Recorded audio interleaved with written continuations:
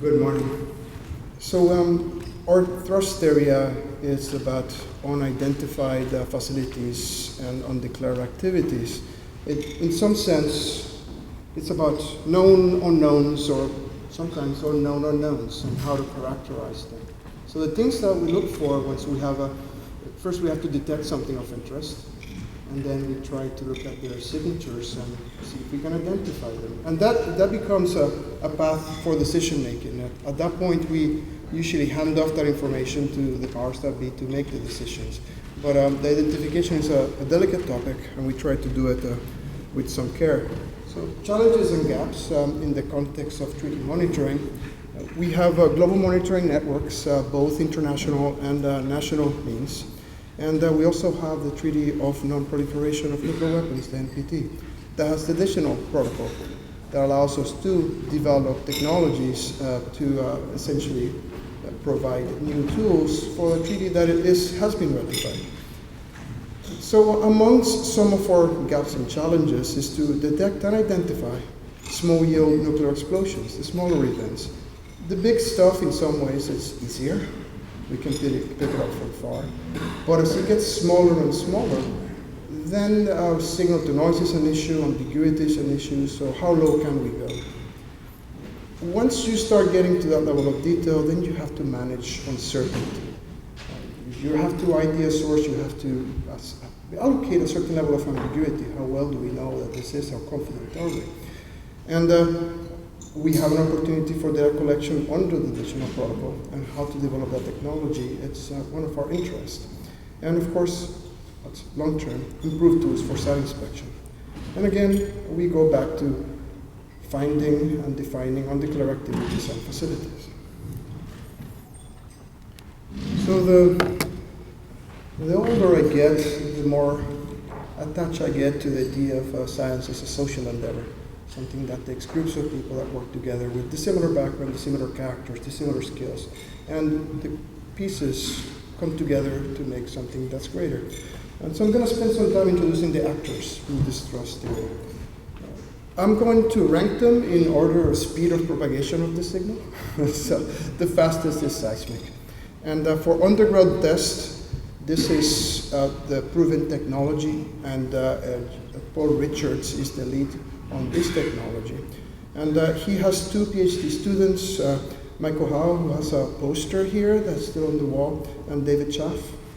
And he is working also with other groups, other people in Colombia, Dr. Kim, Dr. Ekström, and also with Howard Patton, Los Alamos, Bill Walter, Lawrence Livermore, and Chris Young and Sandia. So he's got three of the main labs collaborating with him.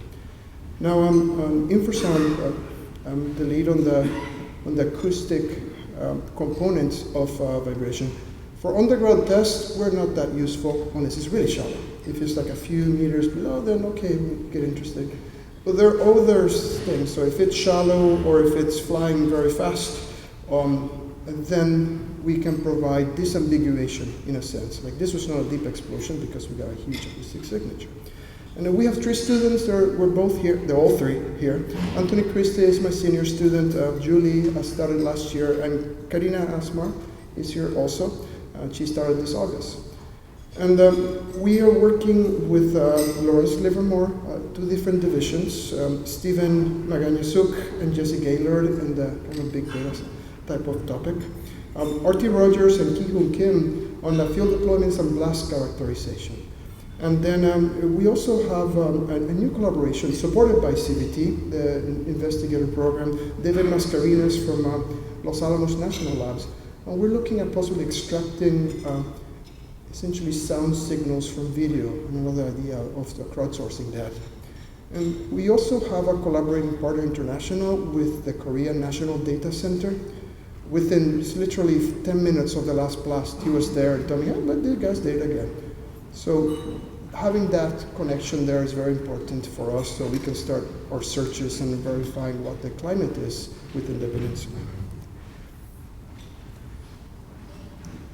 Moving from speed of sound technology, now we're going to the speed of the flow of the wind. And that's what radionuclides do. They move with the winds. We're at the mercy of the winds in infrasound also, but they are completely at it because that's how particulates move. So John Lee is the lead on this group, and Matthew Kropkel is going to be talking after me. So you see his presentation soon. And Mark Monahan is a new undergraduate with that program. He's working with a PNNL with Paul Esslinger. And for Radio Xenon, Abhi Farsani, who is also here, they're developing detectors, very compact, some of the most compact Radio Xenon detectors in the planet right now. And okay, this is Stephen Sykes, I hope Chech, thank you. It might take a few iterations. He'll be speaking a couple of talks afterwards. And Harish Gadley and Eric Becker are also here. Eric is walking around with one of the detectors, so please talk with him. He's a poster. And associate investigators also with PNNL as Justin McIntyre and Mitchell Majak. And Justin is here also. So, last but not least, we're looking at the bigger picture of things, which is the fuel cycle monitoring. And Paul Wilson and Megan McGarry are here. They're the leads. And they have a new person, Baptiste Mugino, at the University of Wisconsin. And they have 3 master's students and 1 PhD, and Chris Hoffman, Drew Bice, Owen Sells, and Ariel Opatowski. And they're also working with Sandia National Labs with Tom Atwood. So we have a diverse group of people working together for a common goal. And I want to emphasize how many students are involved, how each one of us has at least one, if not more, national lab collaborators. So let's start again, speed of propagation. Seismic signatures, Paul Richards, who is here, he will be talking briefly about the North Korean nuclear test.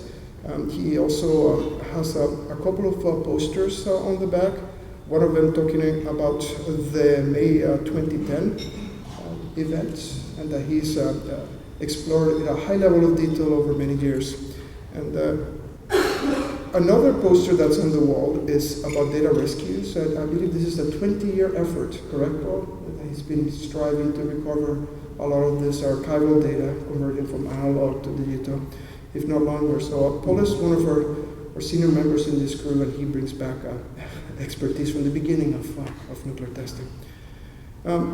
Now, Mike Howe is going to talk about seismic source parameters with surface wave analysis, and there's a poster on the back. I invite you to go and talk with him about it. And finally, participation in international programs. Paul is very engaged. He'll be in China next year to try to improve engagement and data sharing between China and the international community.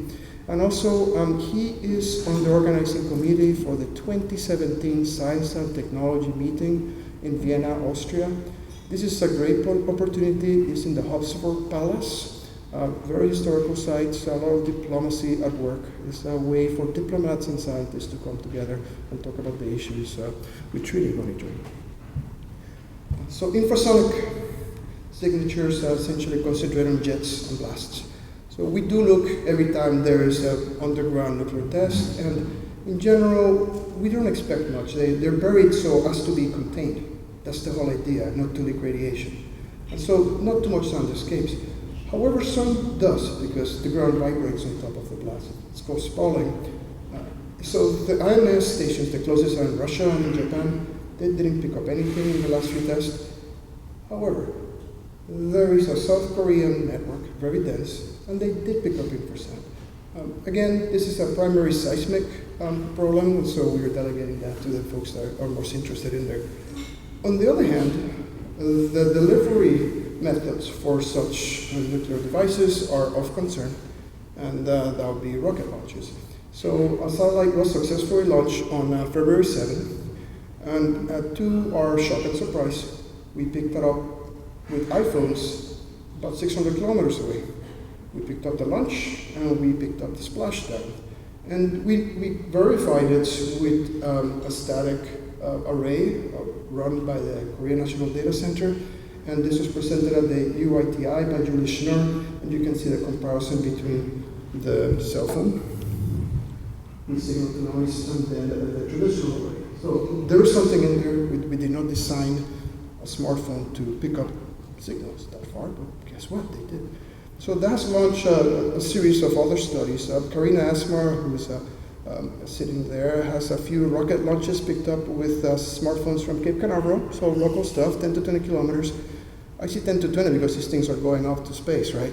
So the range goes from 10 kilometers to like 200 kilometers. This is so we also got some source data for that too.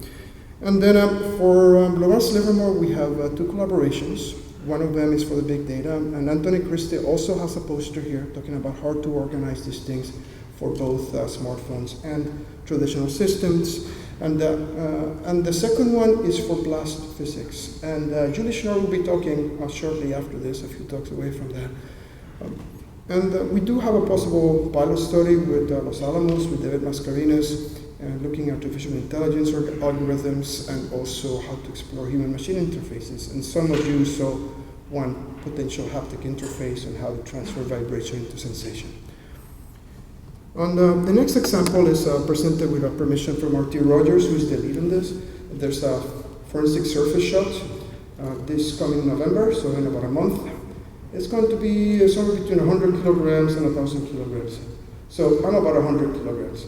So it's kind of like, I'm a little bit fluffier than TNT, but it's like blowing me up essentially. That's 100 kilograms. 1,000 kilograms is more like a Mini Cooper is like 2,500 pounds. So blowing up a Mini Cooper is kind of like a reduced version of it. So that's the size ranges that we have. And then part of the idea is to pick up some blast meters close to the site, gather the source waveform, and look at the drop-off range as a function of trying to assess the nonlinearity, the atmospheric effects with a control source. And one of the beautiful things about it is that because of our collaboration, they will be using Lawrence Livermore cell phones, our government property, to string them up along the road and collect the waveform and compare them to traditional sensors, much more expensive sensors, to do an assessment of their performance, as also investigate how well can we estimate yield from these smartphone technologies.